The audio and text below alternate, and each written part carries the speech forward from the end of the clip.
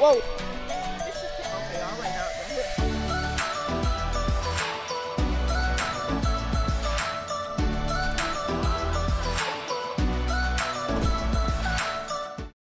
The historic Carver Camp transcends time, remaining relevant and reliable decades after it was founded in 1941 by the Metropolitan Baptist District Association of Greater Detroit in order to keep the legacy of brilliance alive that George Washington Carver left behind.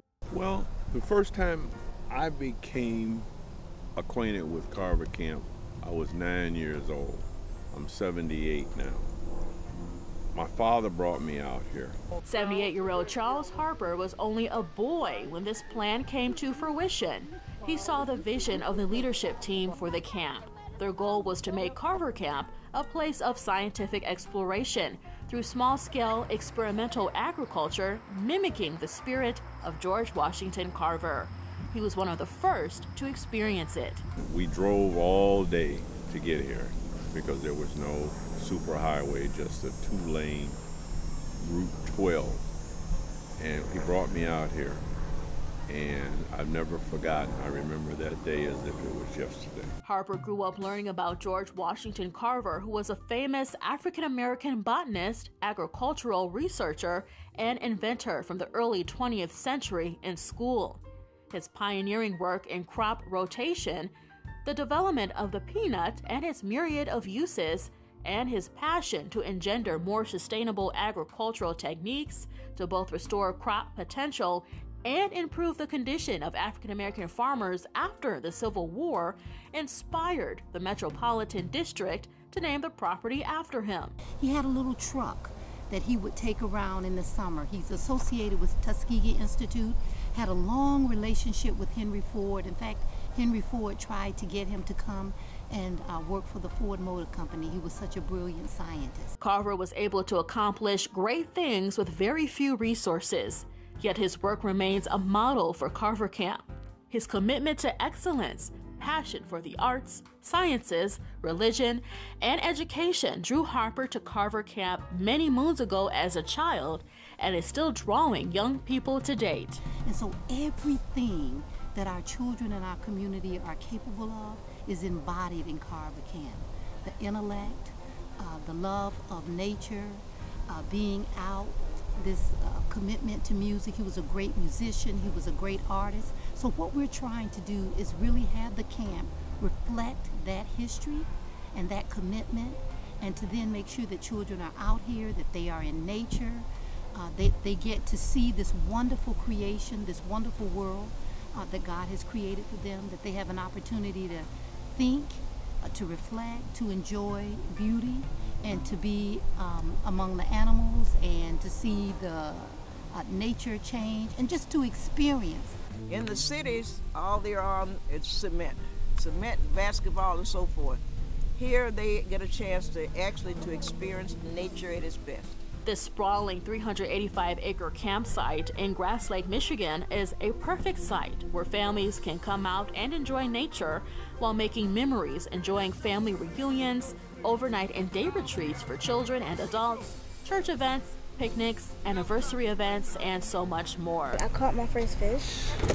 Alexis McLean is a veteran at the camp. She came for the first time last year. She wishes all children could experience the fun she has coming to Camp Carver.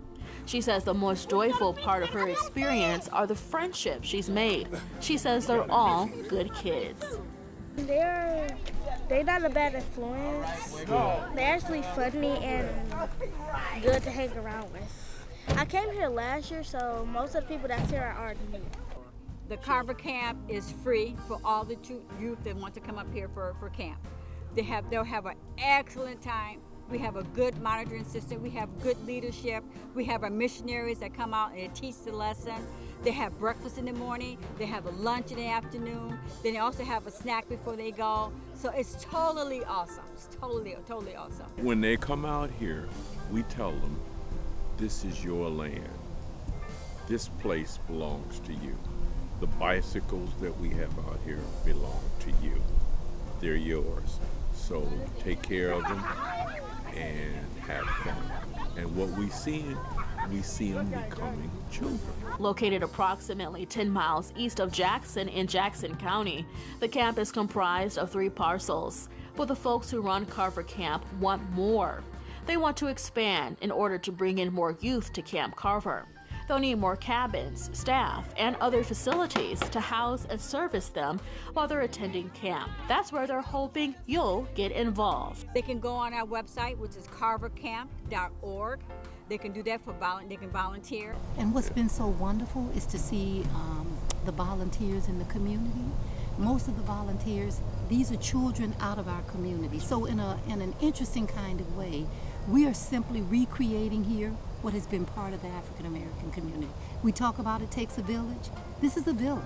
The camp has been underfunded, but we want to have every opportunity to help every child go to camp. Hugh Williams is part of the finance team. He says it takes millions of dollars to run Carver Camp. We have been able to maintain the camp for many, many years, and we will continue. But any support that we can get, large donors, small donors, whatever donors, we appreciate it. And with our budgets going forward, we're going to be able to continue to build and to continue to support not only the kids we have here, but building for more kids and more cabins. The operators of Carver Camp see nothing but growth for Carver Camp and the youth in the surrounding areas. They want to show them there's more to life than the neighborhoods they're growing up in. It is a wonderful opportunity for them to meet God in nature that have never been outside of the city and never been to a camp. They catch their first fish. They see the amazing things that God has created through nature. Camp Carver is a place where children are accepted and supported by staff members who are devoted to helping them grow by teaching them life skills that help them reach their full potential. Carver Camp is a place for education outside the classroom, where children can learn while having fun, become responsible, and walk even more closely with God. For us to have this camp and it not be anchored in faith would really be antithetical to the African American community and the African American experience. Royster Harper says it's wonderful to see these young people learning and curious about themselves and growing in their understanding of who George Washington Carver was. Great man of God, a scientist, that he loved nature. He believed deeply in education and deeply in the African American community. And so part of what we're doing out here is just having students, young people, rediscover who they are.